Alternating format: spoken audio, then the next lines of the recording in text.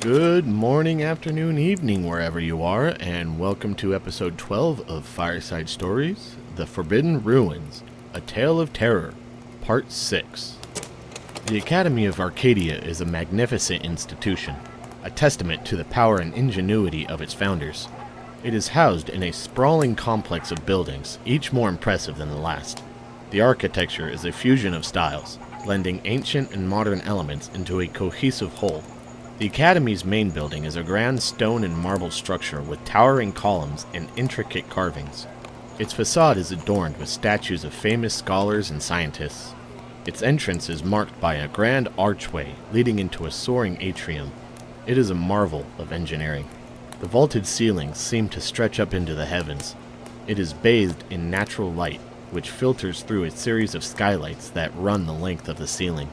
The walls are lined with ornate frescoes depicting scenes from the history of science and philosophy. From the atrium, a series of corridors and staircases lead off in all directions, branching out into a labyrinthian network of classrooms, lecture halls, and laboratories. The architecture of these spaces varied widely, reflecting the diverse interests and specialities of the Academy's faculty. Some classrooms are simple and functional, with rows of wooden desks and blackboards for lectures and discussions. Others are more ornate, with plush seating and intricate carvings that speak to the prestige of their occupants. The lecture halls are grand affairs, with soaring ceilings and balconies that offer panoramic views of the city beyond. The laboratories are a different matter entirely. They are buzzing hives of activity, with a constant hum of experimentation and discovery.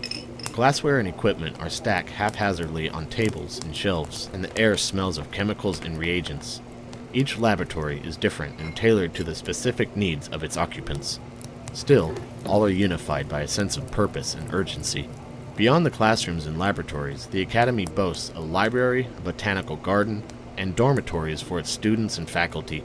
Each space is designed with the same attention to detail and craftsmanship as the rest of the complex, creating a harmonious whole that speaks to the Academy's commitment to excellence and enlightenment. As John and Lilith make their way through the Academy halls, they can't help but feel a sense of awe as they admire the towering arches and intricate carvings etched into every surface. Scholars bustle past them, deep in conversation, while others dip in and out of various laboratories. After some inquiries, they are directed to a small, dimly lit chamber tucked away in a forgotten corner of the Academy.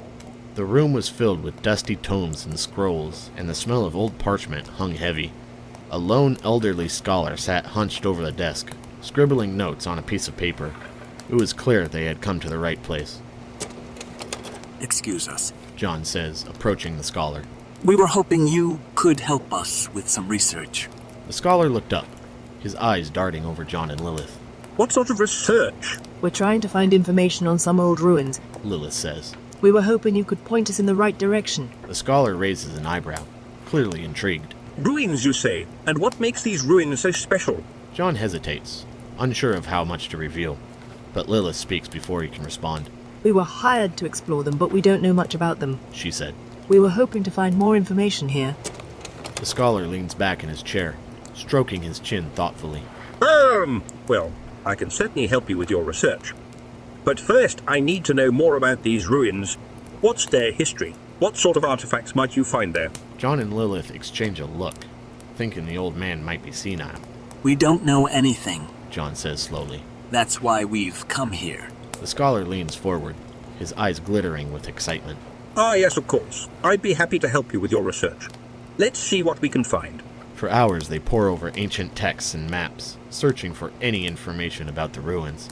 Finally, they find a mention of them in an obscure tome tucked away in a corner of the room.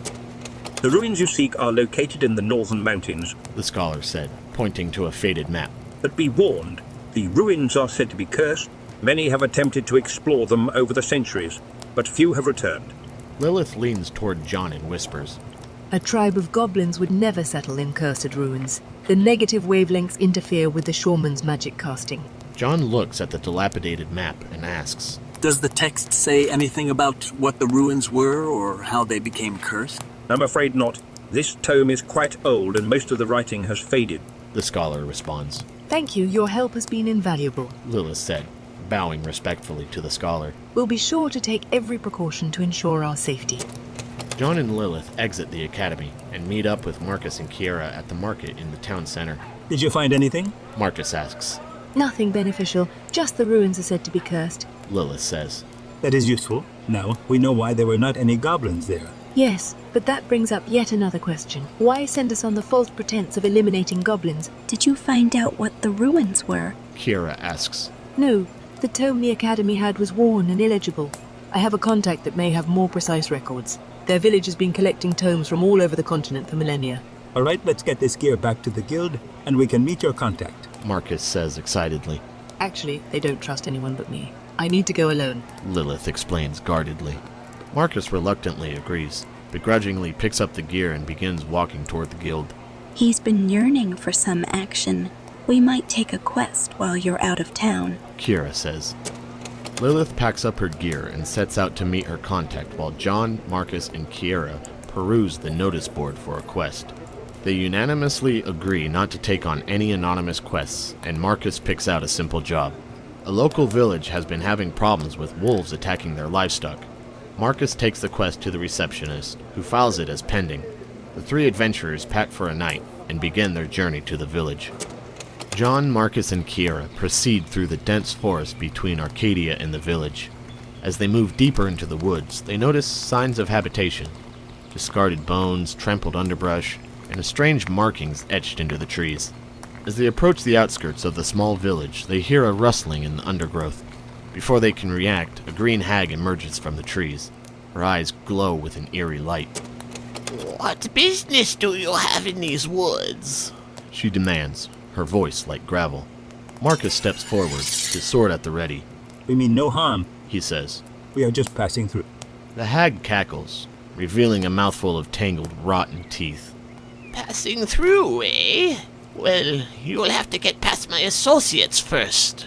She gestures behind her, and 5 bandits emerge from the trees, the weapons ready.